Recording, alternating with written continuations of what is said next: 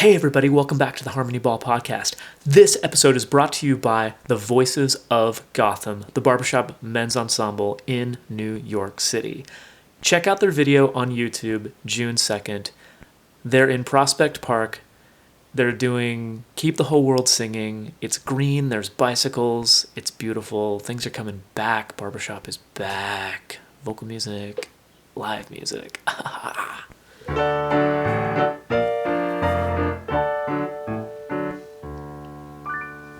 On this episode, I speak with Mr. Cy Wood. Cy worked on Broadway. He has that experience. He has worked on Broadway in New York City, and he is a dedicated and passionate, talented teacher.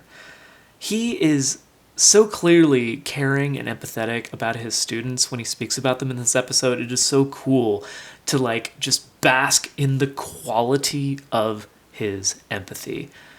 Let's get started with this interview with Mr. Cy Wood.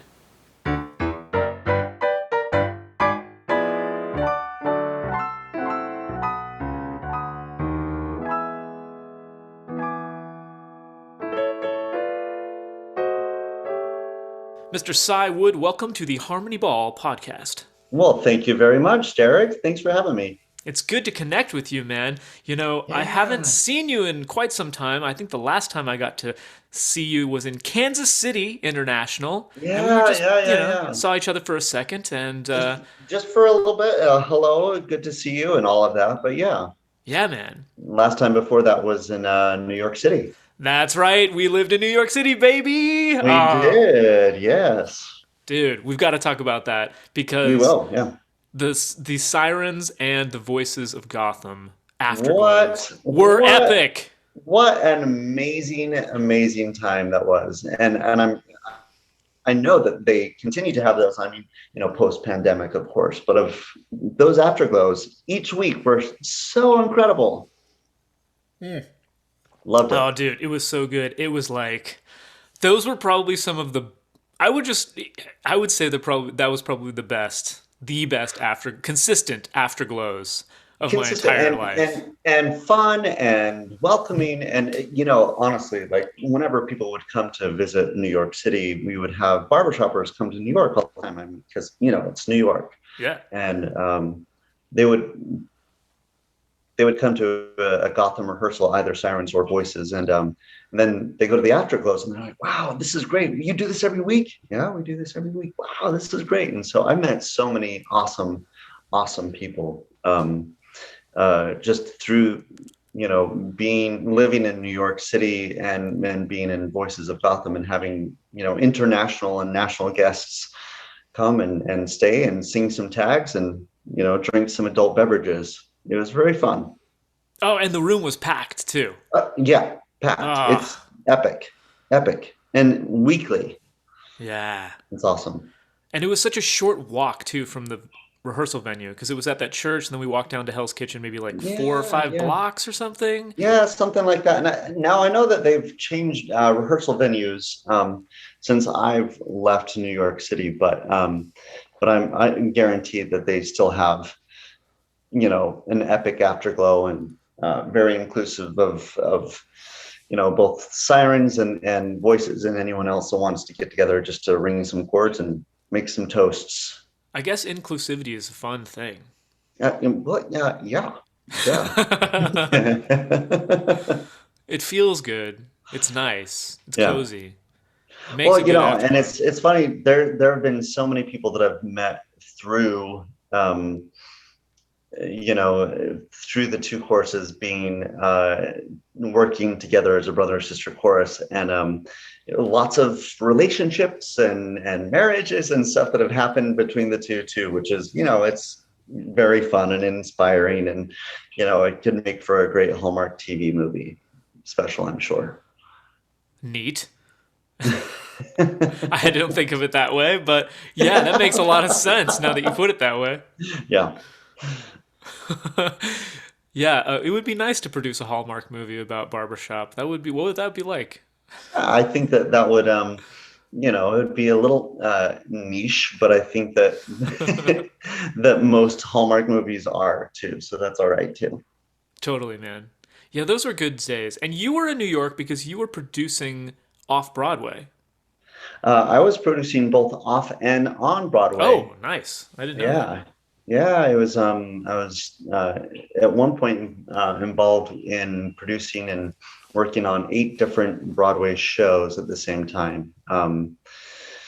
As a producer and as a creative director for a marketing or a merchandising company as well.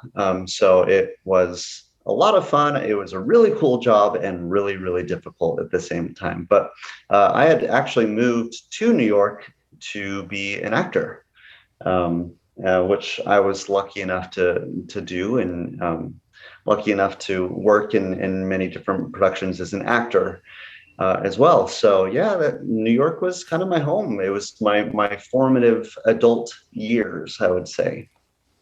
Nice. Now I have to ask you the requisite. What Sure. advice would you give to a young person in the arts moving to New York City to become an actor? Oh gosh, so I'm currently a teacher, and I tell my students this all the time. Don't let no be the thing that stops you. Um, there are so many opportunities in New York City to perform, and people only kind of see one avenue or one or two avenues, and there's many. If those are the avenues that you can't seem to go down just because of the sheer amount of talent that's out there, and lack of jobs as well, do your own thing. Make your own path. Don't take no as an answer. People appreciate art in all ways, shapes, forms, and sizes, and there's something for everyone out there to do, to be creative and to get out there and to be seen and heard, and just be a part of that creative community. Right, because you get told no a lot as an actor when you're More aspiring to be an more more artist. no's than yes. Yeah, Like 99 out of 100, right? for sure. Yep, It's a lot of no's. indeed. But there are so many opportunities on the other side of that balance. And sometimes we get lost in that, right? We forget. So you Oh, have to be yeah, mindful. it can be discouraging to hear the no's. And if you're used to hearing yes, especially coming from a college or a high school or a setting, where you're kind of a big fish in a small pond, but then you move to New York City and it's quite the opposite. It can be a little discouraging, but it doesn't mean that you have a lack of talent or anything like that. You just need to continue to pull yourself up by the bootstraps, and have that ambitious quality, and just go create. That's what we're meant to do, is create. So go create, go find your ways. It's Yeah, awesome. man. Right on. And how did you find it able? Talk to me about how you pull that experience into Barbershop. For instance, when I was singing with Voices of Gotham, you were the Mm. baritone section leader, I think, and it was Yes. it was Yep. uh, it was very inspirational to sing in your section. And how does your experience continue to inform your role as a coach and educator in the barbershop world? Well, so I think that it's important to know that I love performing. I think that most barbershoppers love to perform and to just be creative and ring chords and move lives with their performances. And so the cool thing is that it's not really any different for Broadway performers. Broadway performers want to inspire people. They want to create. They want to be as as interesting as possible, and help shape lives because their lives were previously shaped by other people. And I find that is very similar in the barbershop community as well.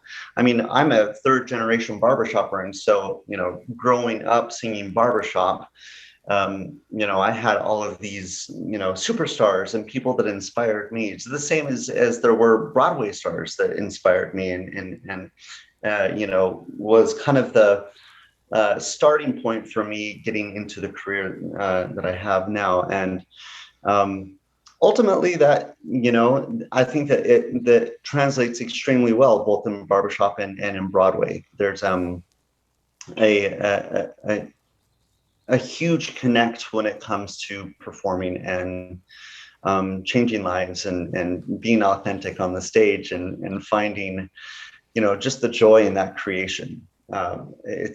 It's really cool. And then as a to answer your question, as a coach and as a educator in the Barbershop Harmony Society, and as well as in my own job, I'm a teacher. Um, it's you you want to continue down the path of inspiration. And even though I'm not consistently performing, on a professional level anymore, I am inspiring the students that I teach and the people that I coach to just be as authentic and real and love the craft that they are in. And that inspires me. And so it's this huge, pendulum, this roundabout effect that goes into play, where passion begets passion, which begets passion, and so forth. And it's really truly inspiring, and it is why I do what I do. Oh yes, I'm hearing about the symbiotic relationship of teacher and student. It's the Oh good yes, stuff. yeah, You need man, it. You need it because after a certain part of your career, you sort of like run out of the why. You need the curiosity of the student, right? for sure. And I think ultimately that's why I stopped.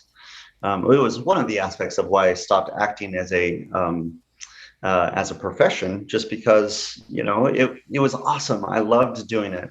Being on Broadway and working for Disney and all this stuff. It was excuse me, working for Broadway and Disney and touring around. It was an amazing opportunity.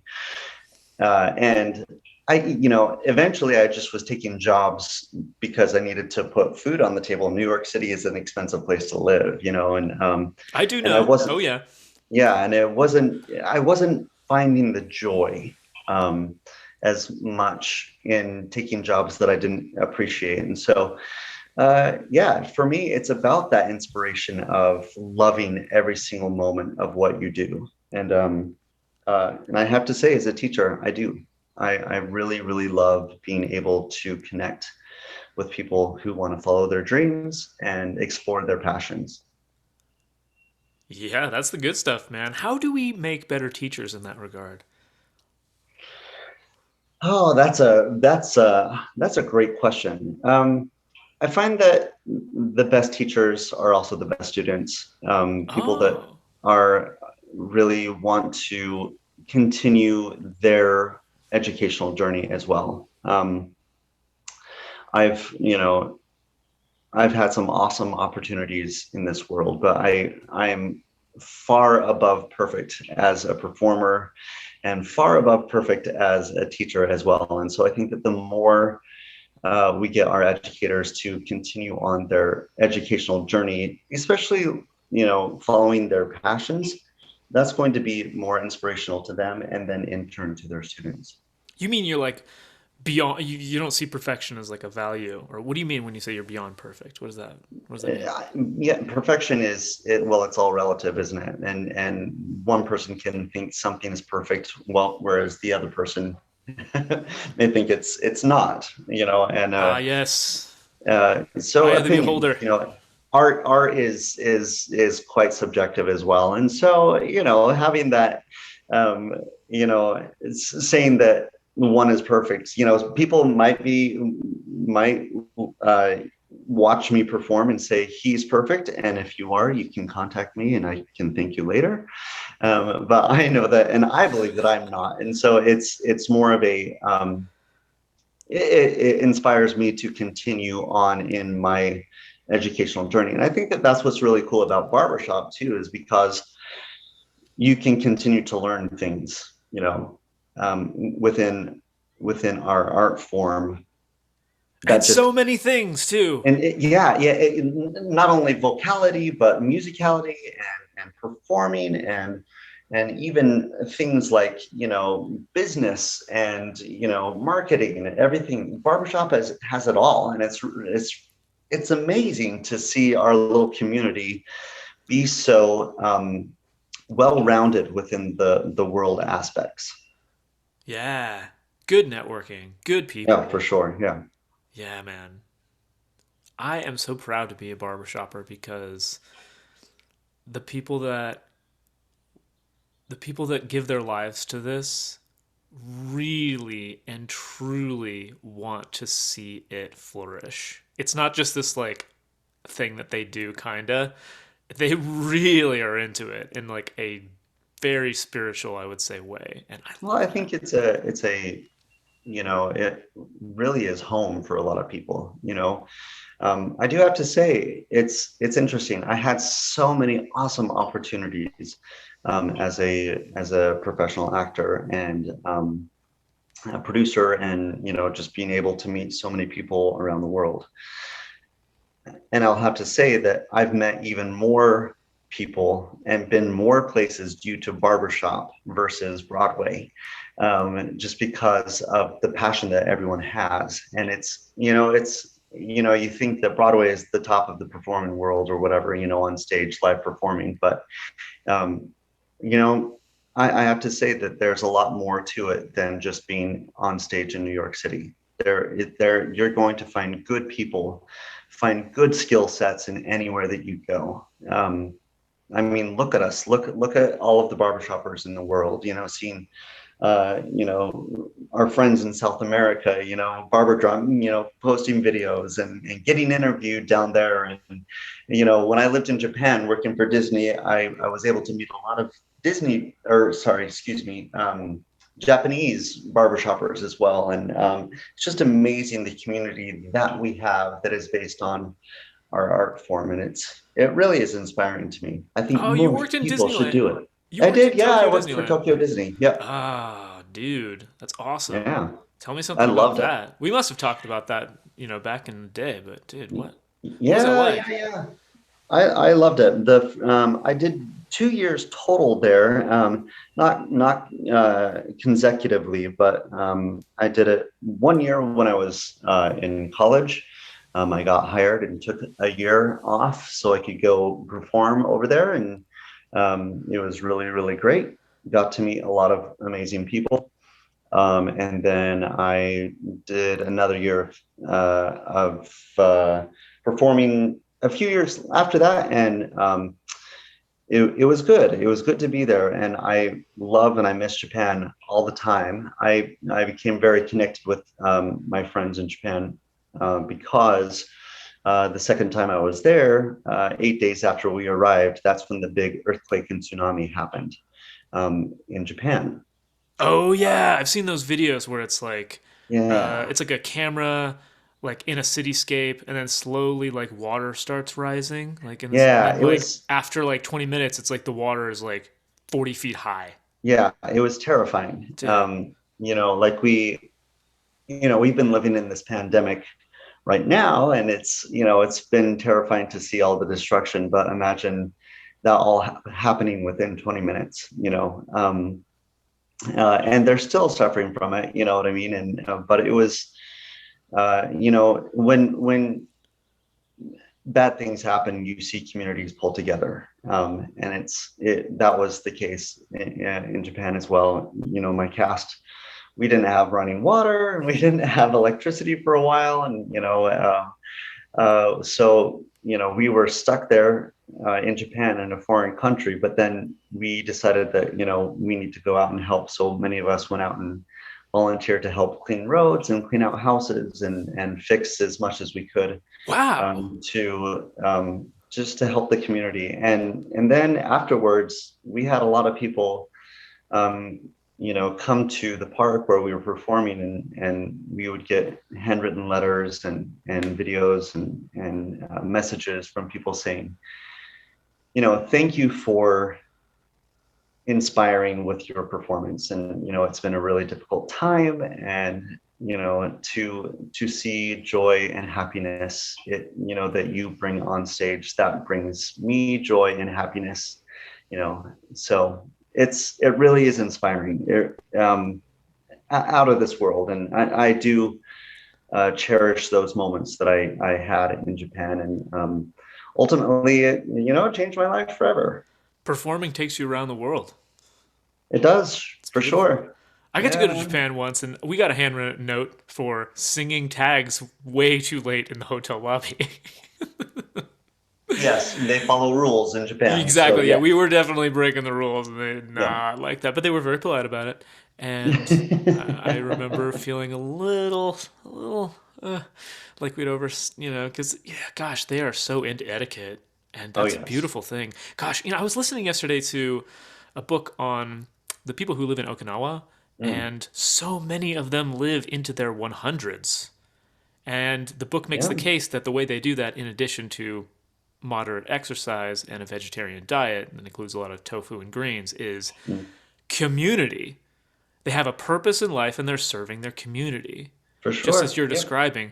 And the the opportunities in life to do that through performance are so cool. And that's one of the reasons I'm so excited to have you on the show, because you are someone who has been able to contribute to your community. And that is like the stuff of longevity. That's like the fountain of youth type of stuff, right? Feels Yeah. good. Thank It's you. healthy. I truly, I am inspired by communities of people that perform.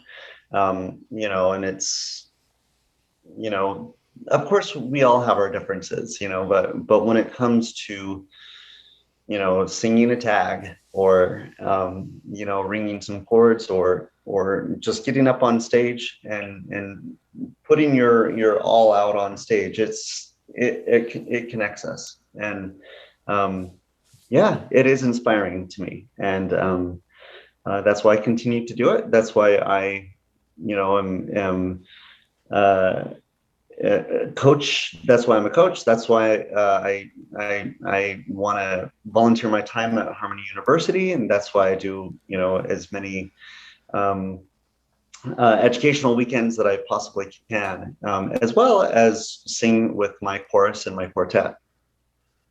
Oh, yeah. And you guys have a new record out, or coming out, half and It's half. coming It's out, your new yeah, record. yeah, yeah, yeah, yeah. We are in process of our debut album, which is really great, and which has also been very inspiring. Recording an album takes a lot of money and a lot of time and hours, but if you don't have the financial means, it's to put it together, for it to sound professional, and to be well mastered and everything like that. It takes money. And talk about community. We reached out to our friends and family, and community, and uh, what is it called, what are One of them those online thingies, online Patreons, thingies? Yes. Kickstarter, Kickstarter, thank you, I couldn't GoFundMe. remember what it was. And yeah, we reached out with the Kickstarter, and it um, people just donated, and it mind blowing that we were able to surpass our estimate for it was for the album to be created. So very exciting. And yes, we get to record, which is awesome. We weren't able to go to Germany last year because of the pandemic. We were supposed to go to Germany to compete at the uh, Bing mixed quartet competition. And a few weeks before we were to go, everything shut down. So we were really bummed about that, but we used some of that money that we raised to go to Bing to start recording. And so we have been in the recording process, and we have about 3 more tracks to finish until we are done. And it's very exciting. So it's coming out this summer? Yeah, hopefully late in the summer. We need to get everything all uh, recorded and then mastered, and then it takes some time to get everything finalized and processed with the different streaming services, and then to actually have the albums created and made, Yeah. and other small things that one rarely thinks about. But like we want to do a photo shoot, so we have some good photos for the liner notes, Oh and yeah, you got to look good. You got to market it for yeah, sure. Well, we I'll make sure to link this in the show notes. In the show yes, please notes. do. Yeah, Yes, we newts. Them newts are gonna be checking it out. it really is exciting. We are thrilled about it. We're big proponents for everyone in harmony. We love the idea that um, um, barbershop is for everyone. Our lead Jenny has never really done barbershop before singing in our quartet, and How'd you twist her arm? oh man, yeah, it was really hard. Let me tell you. No, she is a performer herself, and I actually met her doing a show in Ohio here. Um, and she has a fantastic voice. Her voice is just out of this world. It's unique, it's strong, it's vulnerable. And one night I was singing tags with Kim and Cole, as we do as barbershoppers, and we were talking about how we wanted to Here comes the possibly arm be twisting. in a mixed quartet. And I said, I know just the person. And so I called up Jenny, and I said, Jenny, send some videos so I can show Kim and Cole how you sing. And she did, and they're like, yeah, let's get together. And we did it, and we started singing. And honestly, I think by the first rehearsal, Jenny was just like, I'm in. I'm 100% committed. This is awesome. So it's been really, really, really cool to be um, in this format, because Well, I I've can see done. why. It's a pretty talented ensemble she just lucked her way into, and I wish you guys the best of luck when you do get to join the Bing Festival in, Thank you. gosh, when's that going to happen now? 2023, 2022, 23, I think, is 2023? probably when they're going to do it next. So Wow. yeah, we'll see what happens, huh? Oh yeah, yeah. What's going to happen is we're all going to come back together and keep flourishing this community because we need it. This is life. We have to Everyone needs it have for sure. Yeah, performance, art, and vocal music because yeah, that stuff makes our lives better. Hey, let's talk yes, about being a performance judge candidate. sure, So yeah. you're a performance judge candidate and you chose performance or did it choose you? How does that work? Great question. I chose it ultimately. I'm just quite passionate about performance and connecting song with lyric.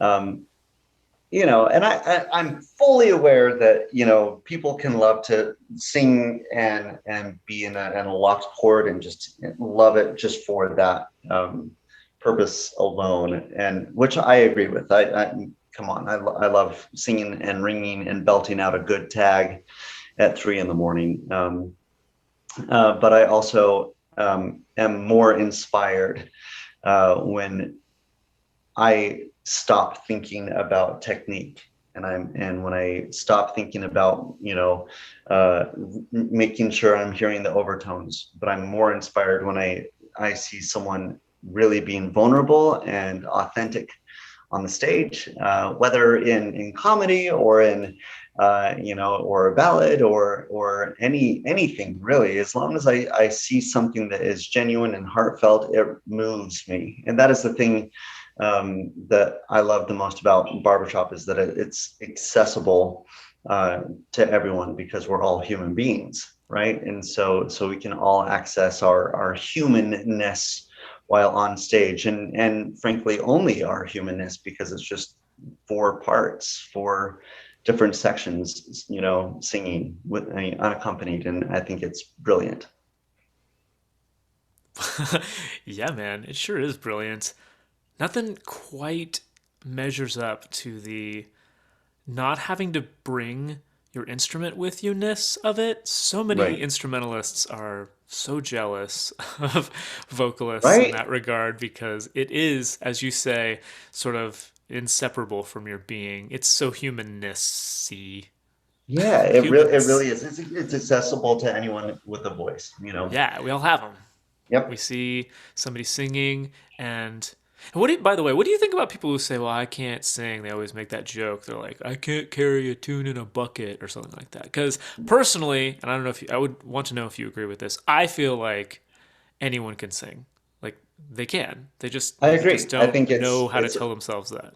I think it's just a learned thing. I think that some people, maybe didn't grow up singing or maybe didn't have that influence, that, of a singer or a performer, in their lives. But I think that everyone can, at least attempt to match pitch or at least, imitate sound, Yeah.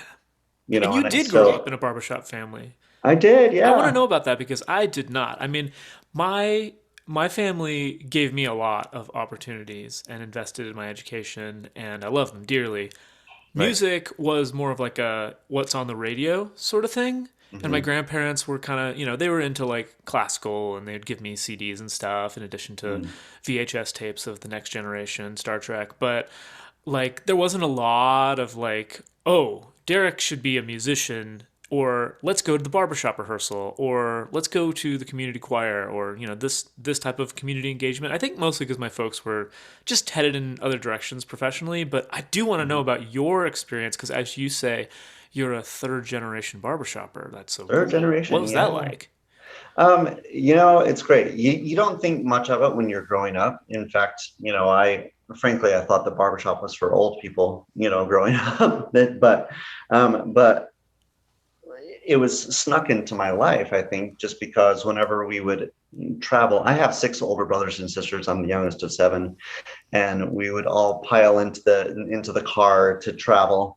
And of course, back in the day, our radio was broken, and so mom would just teach all of us, how to sing a song. Would teach us all the different parts, and we would be, singing tags and rounds and things like that. And so we would be singing barbershop, even though we weren't well aware of that we were actually singing barbershop. But yeah, my mom has only sisters, and they sing in a quartet, and they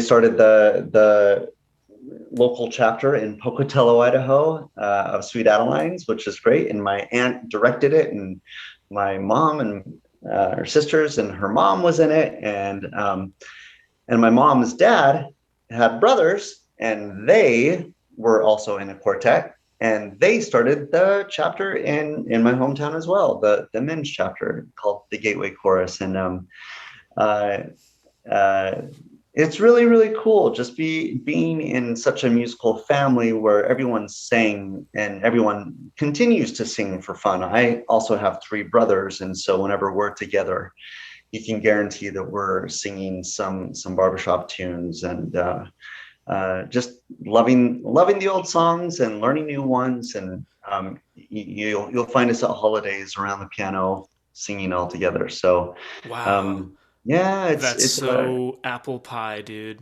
That's listen, amazing. I get it, and because for me, like I said, that was normal growing up. Wow. I didn't know anything else.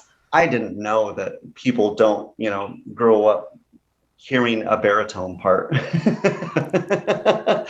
You know what I mean? It's so or Hey, you can teach understanding your what. kids whatever you want, and that's so cool. I'm kind of jealous. That's really Yeah, neat because I didn't people. get into barbershop until high school, and like when I did, it was like, wow, this is something else. Because Yeah, yeah, and I have to say, like, I wasn't really into barbershop until I was in a production of The Music Man, and of course they have the quartet there, and they pulled a quartet from the local chapter. And um, uh, while I was there, I'm like, yeah, some barbershop, yeah, I kind of know it. It's kind of cool, and of course I knew all the songs and everything like that. And so they then sang a tag with me. They taught me my first tag, even though I'd sung many tags before. I had never only sung a tag. And so they taught me my first tag, and man, I was hooked. I was hooked, and so I joined the chorus a couple of weeks after that, and the rest is history, man. I've been involved in barbershop as often as I possibly could. Since then, I had to obviously take a little break while I was performing professionally.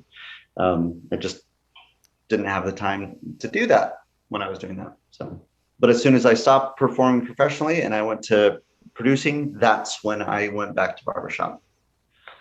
Yeah, man, it's there as a support network for performers who do it professionally on Broadway or in Disney or in my Indeed. case cruise ships, and you can come back Right. and it's there because it's this beautiful machine that keeps rolling. It's an ecosystem of arrangers and educators and singers and community people, and it works. For They did a good sure. job making it. It's Yeah, enduring, and it's going to survive this dang old pandemic too. And we're going it to get to will. And Pasadena we're, 2022, and I can't wait. Oh yeah, yeah, that's going to be so, you're so, going to so be there. exciting.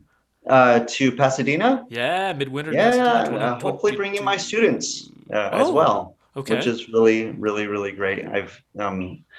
Last year was our first year to midwinter, and man, my students fell in love.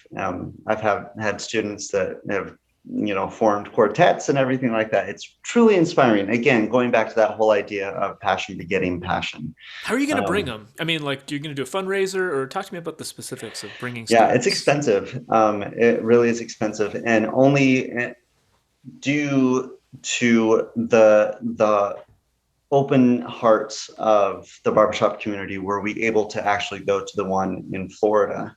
My In chorus, Jacksonville? the Southern Gateway Chorus here in Cincinnati, really pulled together. They put together a fundraiser dinner show and raised money during the holiday season, to donate to the students so they could be able to go have this, once in a lifetime opportunity. And um, I can't tell you the generosity that I saw within the community to help these students, have this awesome opportunity and to learn a barbershop. I guarantee you these students will remember that for the rest of their lives. And I almost guarantee you that many of them will continue on doing barbershop, in the future. So it's exciting. Getting to Pasadena is going to be even more expensive, and I'm not looking forward to all of the fundraising. It is quite a task, but How do you I trick know. yourself into doing that? Do you spearhead it, or do you have other people who Oh you no, lean I on I as spearhead. fundraisers? I spearhead. My school is quite small and intimate, and so the my students that we have, we don't have any sort of parent group or anything like that that is doing any of the fundraising or anything like that. So it's the students that are going to be doing fundraisers and community events, and um, you know we're applying for grants. We're just trying to do whatever we can do, in order to raise the funds to get there. And honestly, um, it's worth it. And It's it worth it. works. Yeah, Yeah. it's worth it for our young people to get involved in something as awesome as barbershop. Man, I sound really old when I say our young people getting involved in barbershop, but it really is That's cool. cool. It's really Being old's inspiring. fine. It's fun. It's cool. Yeah, and like honestly, the other day at school, we have to take mask breaks. We go outside and we take off our masks and stand socially distant from one another. But while we were doing that, my students were like, "Can we sing a tag? Teach us a tag. Teach us a tag." And so it's really cool that they're just so into it, and it makes me excited for the future. It really does.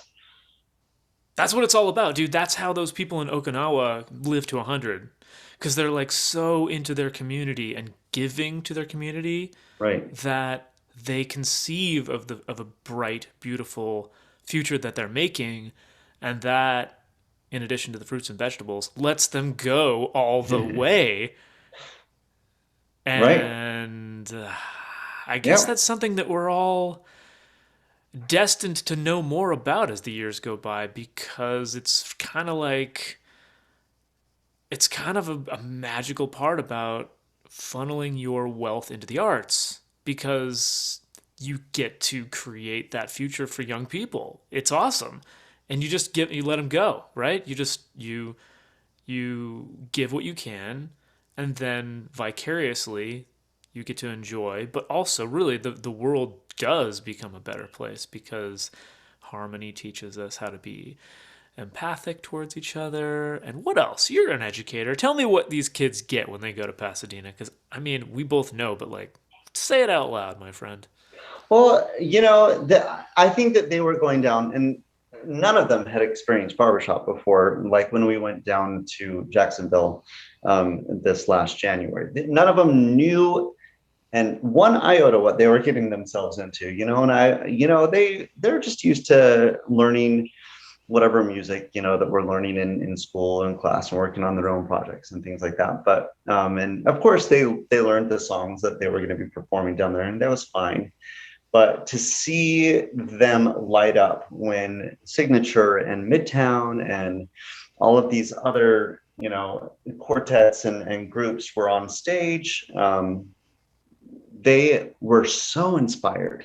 And I saw that light, in their eyes that I get in my eyes as well, just to see them realize that they're so close to greatness and that they're doing the same thing as those people that they're admiring on that stage. One of my students was especially touched by Signature's performance because she's a young Black woman, and seeing people that look like her on stage just selling, or not selling but giving their hearts and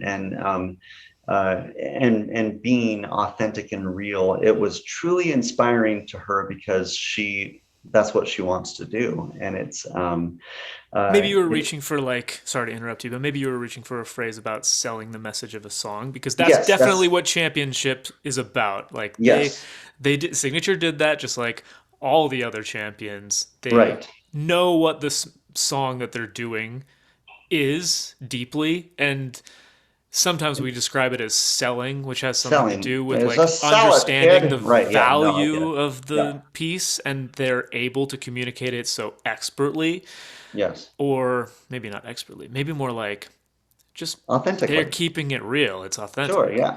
But please go Yeah. on. Yeah. I didn't expect that either.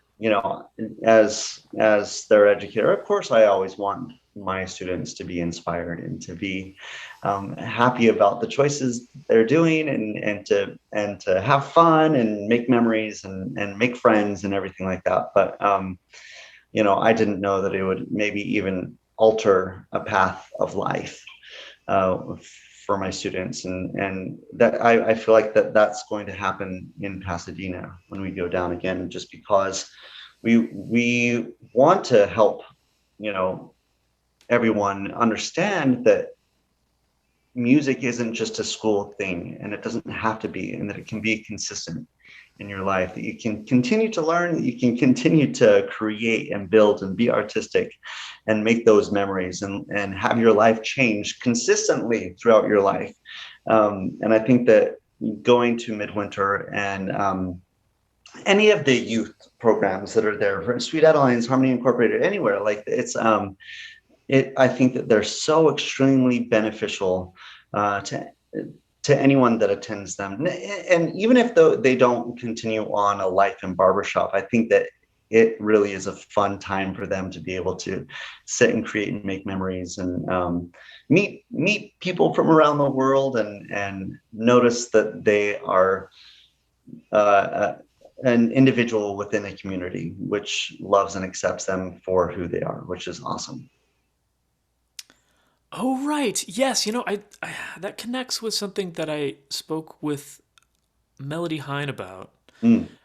Having a safe space to be who you are Yes. in the choir Mm-hmm. is maybe something that doesn't get underlined enough because maybe it's just taken for granted, or when people, or perhaps educators or parents or whoever, think about the arts, they just sort of like, well, of course that's where the the drama kids go, who are maybe a little bit more into exploring eccentric, or yeah, themselves. yeah, They're yeah, yeah, eccentric. Maybe they yeah, have quirks or something like right. that. But to underline it, can you tell me? I would like to hear your opinion, please, about the safe space for exploring yourself when you are a young person in a performing group. So it's quite personal. So forgive me for getting so personal here, Please but do. as a gay man, I grew up quite scared of anyone knowing my sexuality, just because it wasn't looked at as acceptable, or maybe it was even thought of as perverted or whatever. Just some just really wrong ideas about um, who I am or who I would be, um, were people to know that I am a homosexual. And that fear, I think, really kept me from being as creative as I possibly could be.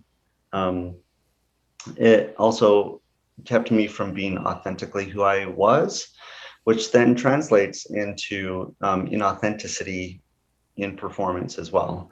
Um, there is a lot of fear within our society, and in our youth, of acceptance. I mean, I think that that's one of the number one things that young people face today is being accepted or feeling accepted. And so that's very formative to them. And if they don't have a safe space, especially in their creative environments, it can be detrimental to the future of their creation if they continue on with it. And so I'm happy to say that our world has been a little bit more accepting and loving and understanding, as of late.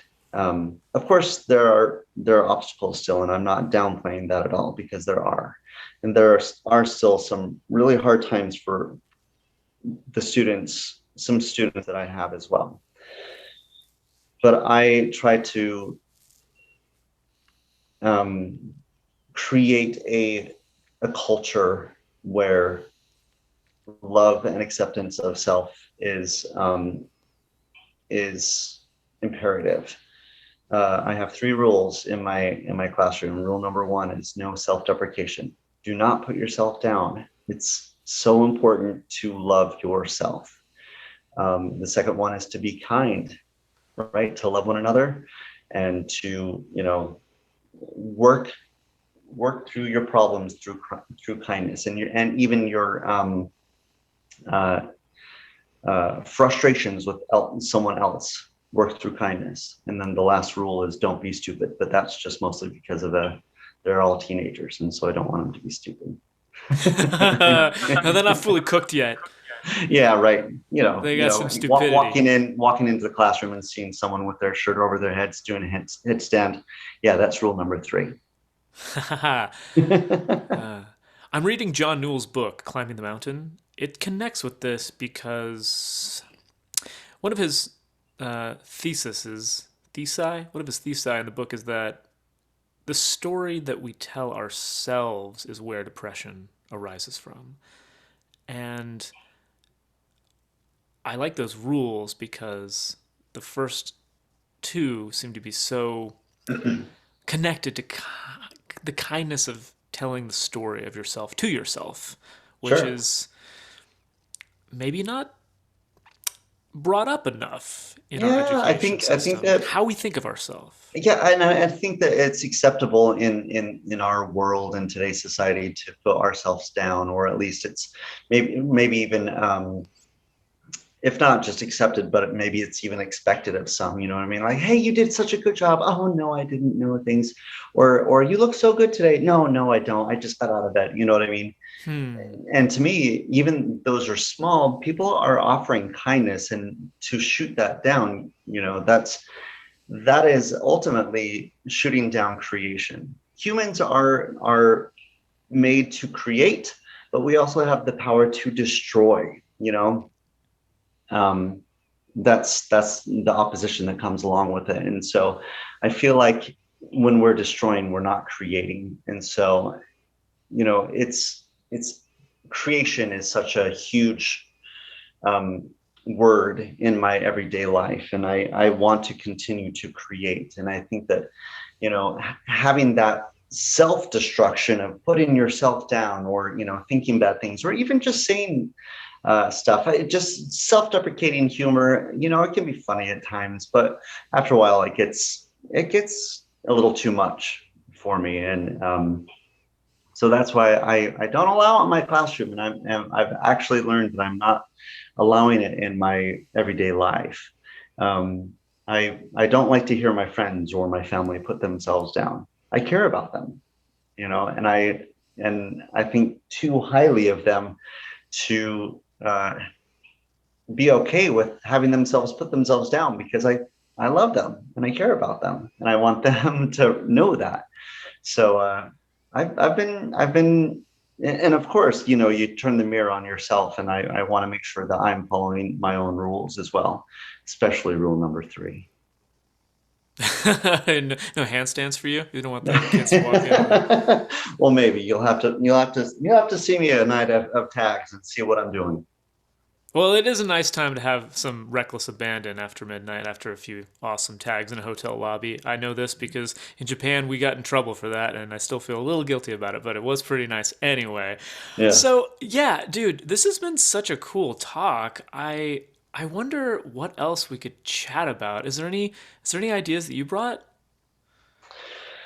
Well, Not that not you're really. not moving this I podcast along like a boss. I'm just, want to open up even more because some of this stuff is so like pedagogical and God, what's the right word for this? It's it's something that maybe we all like as performers know this stuff like intuitively, but then there's like the difference Sure. between like experiencing it and being able to give voice to it, and then what you're describing in the last few minutes, which is so inspiring, is like defending it and like saying like I don't allow self-deprecation, self-deprecating humor, and there's a line like these are boundaries that you need to respect in this classroom. Sure. And that is a tricky that's like a I don't not tricky like a sticky wicket, like the approach there. How do you do that? Like how, because you can't just be like kibosh but no, not allowed, right? Like how do you, No. what do you do, where tell me about your approach for that rule. So when I tell the students there, just because every year you get a new batch of students, and they are learning how you what the culture is inside of the classroom, and who I am as a educator and as their mentor and friend. Um, so what I do when I first hear someone talking bad about themselves, I bring them up and I talk to them personally. I said, you know what? I heard that you said this, and so I'm going to tell you 3 things that I like about you. And I tell them, and I'm genuine with them. Like I absolutely love the timbre of your voice. I think that your style is really cooking, and I notice that you are a friend to everyone, and that really, really brings me joy. So thank you for being so awesome, right? And Yeah, I right, like and it's that Mr. Rogers song, it's you I like. Yes, yeah, and so I think that they get that, and I think that sometimes it's embarrassing for a lot of people to have their teacher talk to them like that. But eventually, they come to understand that I'm not just a teacher standing in front of them, that I care for them and that I love them as they are my own children. I really believe that. At my school, we have the family concept, and I think that a lot of schools do that, but it really is a family concept for me. I moved to Ohio, um, sight unseen. I am not from Ohio. I didn't know anything. I got the job and I moved here without knowing a soul. And so my students have become my family. And they do inspire me. And I want to see their success, and I want them to be the best human beings that they can possibly be. And so, but going back to that, then after a while, I continue to foster that idea of self-love, and I ask them to, if I hear them do something again, I ask them to say 3 things that they like about themselves, and they announce it to the class. You know what I mean? And sometimes we make a joke out of it, and sometimes I have other students, coming up to me saying, "Hey, Sai, I heard so and so self-deprecating." And I'm like, "Bring him here." You know, we're gonna have them. We're gonna love on them for a bit. Just so that they know that there is love and kindness and that they matter. Hmm. Wow, that's pretty rad, man. I really dig that. You live in Ohio, and I was doing a little bit of sleuthing about Ohio recently because Yeah. I'm big into outdoor education. Mm, I'll just share a little personal history go just for it. quickly. When I was first singing with Westminster, I paid my bills by working as an outdoor educator with youth. We would take them to ropes courses, like inner city youth, and bring them to Sure. like camps in Malibu. And in Ohio, there's this, or actually across the entire United States, they're building a across the country bicycle route, the Rails to Trails initiative. And it doesn't quite go through Cincinnati, but it goes through Dayton, which is pretty close, right? Very close. Yep. And dude, it goes all the way to Olympic National Park in Washington State, Wow. all the way to Washington, D.C. And that's what I've been thinking about when I think about Ohio lately. How else is Ohio hitting you? You moved there sight unseen. How brave. Yeah, it was a leap of faith, that's for sure. I knew that I wanted to teach after being a producer for so long. And actually, it was Barbershop that uh, inspired me to become a teacher. I had an awesome job as a producer. It was a lot of work, and I got some really awesome opportunities. I mean, working alongside Cindy Lauper and Harvey and all of the other folks at Kinky Boots and winning Tonys and things like that. It was a really cool thing, but I was really more inspired when I was coaching. On the weekends when I would go and coach a chorus, here and there, and I noticed that I was a good teacher and that it was fun and that it inspired me and made me happy every doing that. And so I was looking for a job as a teacher doing theater and vocal training. So um, yeah, I moved to Ohio and I have been so pleased with my decision. I've met some amazing people. I have, bought a house. Can you even believe it? I'm a homeowner. Congratulations. Thank you. It's a big deal. And been a part of some awesome communities here. Some of the performances within, in the area, some plays and musicals, and of course, joining Southern Gateway Chorus has been so extremely helpful and inspiring. And talk about community again. They're some of the best people in this world. Are my Gateway fellas, and yeah, it's just Ohio is great. It's they're very much into the arts, very very arts progressive, and but there's lots of and diversity everywhere, which I love. I think that we need even more diversity to become a better race. Just continue to learn about other people, and I feel like Ohio is helping me learn and grow as well. So I'm happy with my decision, that's for sure. Plus, Dave Chappelle lives there, and that's awesome. Yeah, duh. Go see him. He's great. He is great. I love that guy. Have you ever watched the video of him closing down what is it? What's the comedy club in New York? Laugh Factory? No, it's not. Anyway, there's this great video Yeah. that he comes out of like his experience in Africa after he like turns down all this money, and then he he goes to this club in New York and he does like 4 hours, and he gets on stage, and I just really appreciate this about him from the perspective of somebody who's worked in a nightclub for so many years. He Right. just looks at the audience and he's like, "I'm going to outlast you. I'm going to shut this room down. I will be the last person who leaves this room." And that is incredible. He's not saying this, but he's like looking at them, and we all know this is a major A-lister who is Right. just going to just swing for hours, and he Right. does it. It's awesome. That's crazy. And then he did that. He also did that thing. He had a big show in Ohio at his farm, and that's a whole production. It's a it's a halfway across the country sort of a cool situation you got there. Yeah, Plus, you get to buy a house, and that's cool. Ohio is great, and it is close to everything. And there are some good people, lots of people, you know, you know, come out of Ohio, which is great, which is a lot of talent here, that's for sure. And I think that's just because the community that I've noticed really embraces the arts and um, yeah, so it's exciting. It's cool to be here, and it's a place that I never knew that I would ever be in, and I'm quite happy, quite thrilled. And I can always go visit my home in New York. I miss it. I miss New York City. I miss the thrill of it all. But I'll always have a home in New York City. You can go visit and feel like I'm a New Yorker as soon as I step back on the subway. Oh yeah, talking to anybody. I loved that about New York so much. Anyone, all of them, you could just talk.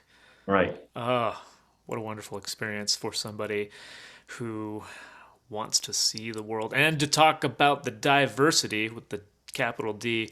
And I have been I love analogs to the natural sciences, and I've been Mm. studying gardening for the last Mhm. few months of my life just because, well, what the heck else am I going to do with my pandemic time? I chose gardening. Sure. That's my COVID I think it's story. worthy. I think it's a worthy choice, Derek. And thank you. The soil, my man, the soil benefits so incredibly from diversity, and it has opened my eyes to what living organisms are in the place that our food comes from and how a garden works. And a community does really benefit from different modes of thinking. And our barbershop community is an ecology. There are arrangers, there are coaches, there are singers, there are directors, I'd like to see more songwriters. And part of the playing God of doing a garden that's so entertaining is like, what if I do this? Will this make the organisms happier? Will there be more newts over here, more moss, Sure, more yeah. microbes? Will the garlic be happier if it's doing like if I give it this, is it that? What do they want? And Garlic makes me happier. I don't know if it makes anyone else happier after I've had it, but yes. it's good stuff, garlic, Yeah. and it No, lasts. but I totally understand what you're saying. Like You know what I mean? just that diversity. And I think that the Barbershop Harmony Society and everyone else is doing a good job. I think that everyone means well to reach out, and I think that there's always more that we can do. And I'm not always the idea guy, but I think that the more and more we explore reaching out and finding that diversity, I think that it's a really good thing. Um, I just love the idea that it's an all-inclusive situation now. We want to make sure that everyone can have the opportunity to create, Yeah, it and is bring in. quantifiably a good thing. It makes cities wealthy and it makes soils rich. Diversity is where it's at, for sure. Sure, absolutely. It's as someone who's been lucky enough to travel a lot, I think I've learned more, in my travels, seeing different cultures and lands and people and just the way that people live their lives, how humans human. It's made me a better person, and I think that it's a really good thing to continue to do that within our art form as well. Dig it, man. Yeah, how humans human. How they human. How they human, how they human. How we human. Well, my friend, it has been so lovely humaning with you on this podcast, and Yeah, I agree. I just have to say, like, I've, I am really benefiting from these podcasts. Just step back from this, from our last hour, and I just really enjoy it. Getting an opportunity to pick the ear and benefit from the experience of people like yourself who have this huge body of knowledge around the performing arts. This is so cool. Thank you so much for your time and for this conversation. Thank you for having me. And I have to say thank you for doing these podcasts as well. I've been able to listen to two of them and I love them. I think that they are inspiring, and so you're doing a great job. And especially good luck to you and your gardening, and to Westminster Chorus, and all of my friends that are there. You're doing a great job. So thank Awesome. you. Well, Thank we'll you. see Thank you and you. your students in Pasadena Midwinter 2022. And let's wrap this up by picking a tag that we can sing when we're there. Your I choice. love it. Ooh, I have a perfect tag. It is a tag that actually, this is a little selfish of me, but it's a tag that Amanda Sandroni and I wrote while we were working at Camp Acapella. Oh, okay. It's called Yours Alone. Nice. Um, It's on. I'm looking forward to it. Yours it, alone. yeah, it's going to be a good one. All right. Well, thank you so much, Mr. Sywood, and I'll see you in Pasadena, if not sooner. All right. Thanks, Derek. What an empathetic conversationalist, am I right? I'd like to thank my guest, Cy Wood. And thank you for listening. Until next time, this is Derek Wayne saying, keep the dream alive.